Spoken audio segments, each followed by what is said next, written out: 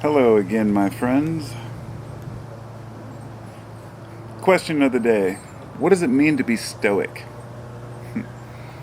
If you read the definition, it would say something to the effect of being able to endure hardships or pain or difficult times without expressing emotion or being highly affected. I think this is kind of a generalization, but it doesn't really sum it up. But it gives an idea. Stoicism is dealing with the moment. Other definitions might say being able to live in the moment. The Stoics would say take what you have while it's here and don't worry too much about the future or the past. Don't worry about what other people think. But there's so much more to it than that. You know, I'm talking about this in a non-pretentious way, and I'll get to why I think of it that way. If you want to understand the basic philosophies, Marcus Aurelius was a very good philosopher. Seneca also, but listening to the philosophies of others only gives you an idea of one person's viewpoint, and unless you listen to dozens of different philosophers, you won't get the full picture, and you'll think they're pretentious, arrogant, and a lot of them were, and that's okay. I find myself moving between philosophies, right? But also coming up with my own. But Stoicism is something that has remained, consistent throughout, as a theme throughout my life, and something I've found is useful. So, it basically comes down to being able to acknowledge that you're a human being. You can't understand 100% where you come from or where you're going. And these are, of course, just my viewpoints.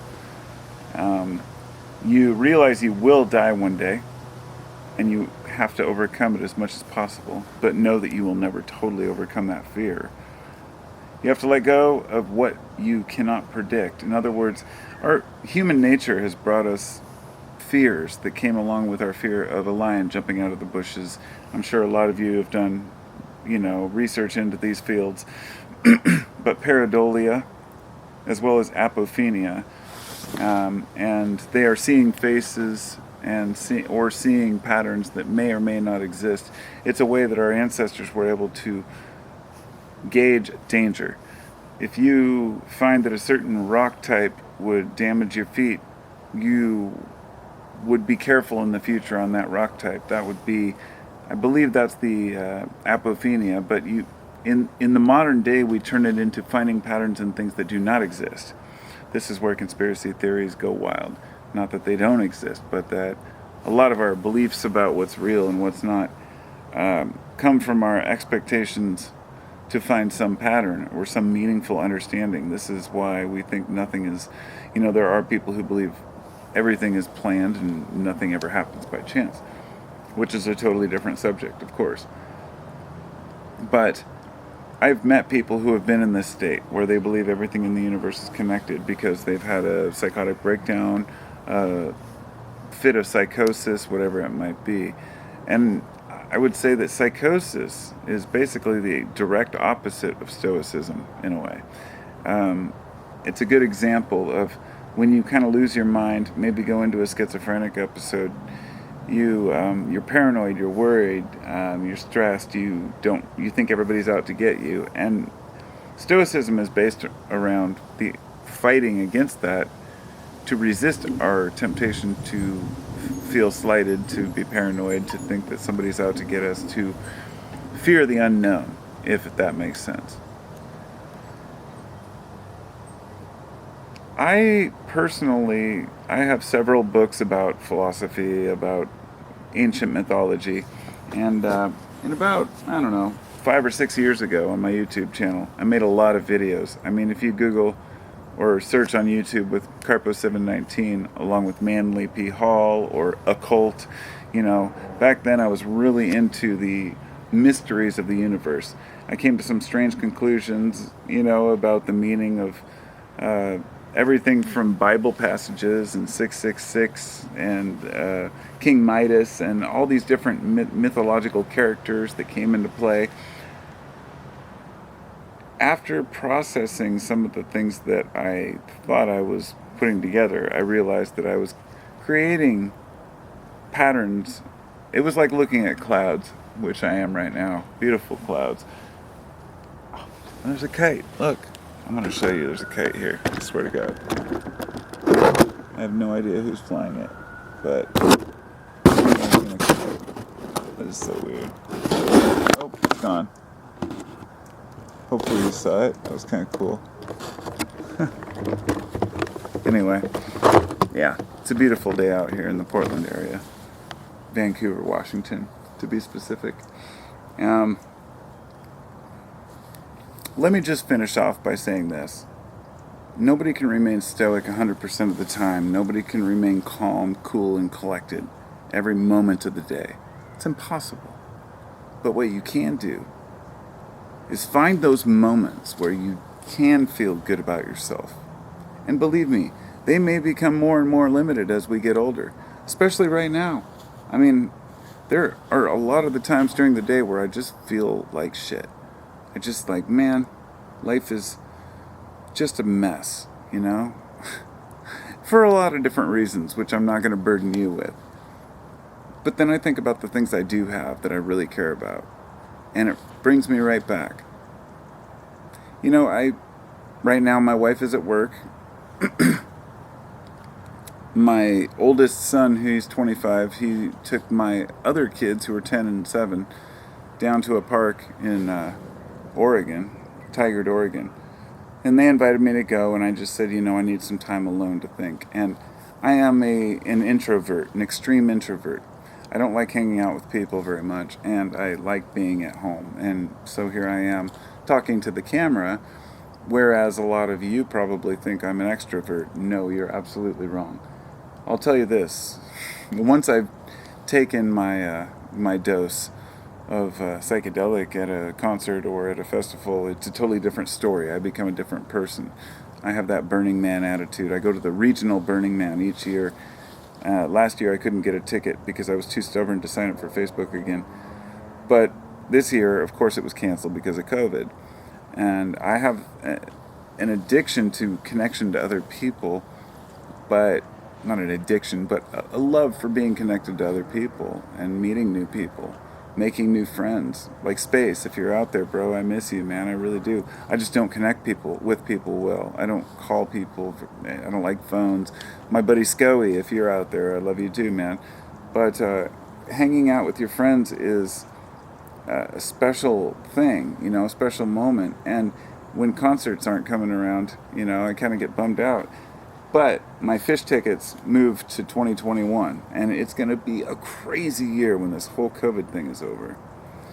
And the reason I brought that up is because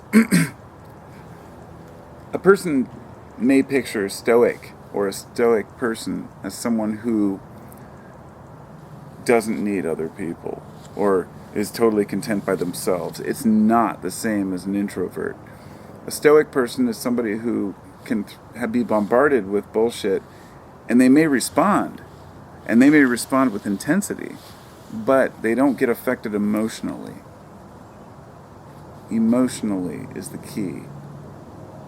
For an example, when I get in a debate about politics, about Donald Trump, for an extreme example, and somebody has their own opinion, I never get angry. I never get mad at them. But I speak what I have to speak, whether it's vocal or through text or messages or otherwise.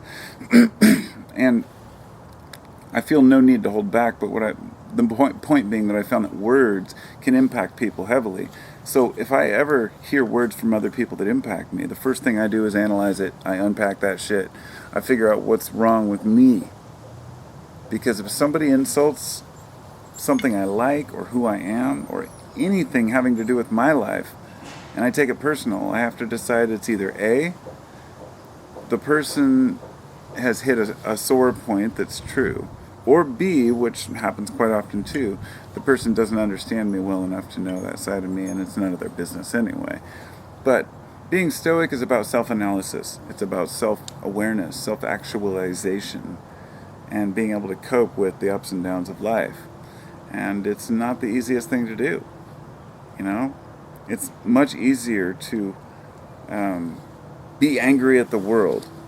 So I would say that stoicism has nothing to do with whether you argue with people, whether you debate people, whether you interact with others, or how many people you even interact with. It has everything to do with how those things affect you an hour after they're done. Are you thinking about it, or are you stewing about it?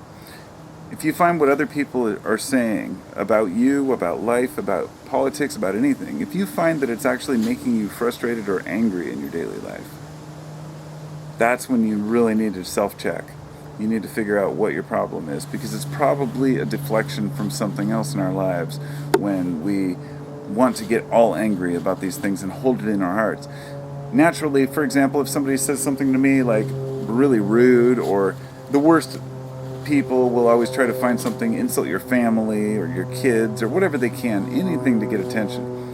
And I have an instant reaction, and I think, okay. So I respond with a long comment explaining my position, and I might argue for a while, but I don't sit and stew on it. I don't feel anger in my heart. By the end of the conversation, more often than not, I feel sorry for the person. I would say I feel sorry for the guy, because it's usually a guy. But there are a lot of pissed off people out there who take it out on others. And I know maybe somebody watching this is one of the subscribers, one of the dozens and dozens, if not hundreds over the years, who have left rude comments and trolled me to no end, where they just don't quite get it. Like, I'm not here to appeal to you. In order for me to remain stoic in my life, I can't put up with bullshit. So I just kind of have to cut it off at the source, by just like putting, being a little blunt.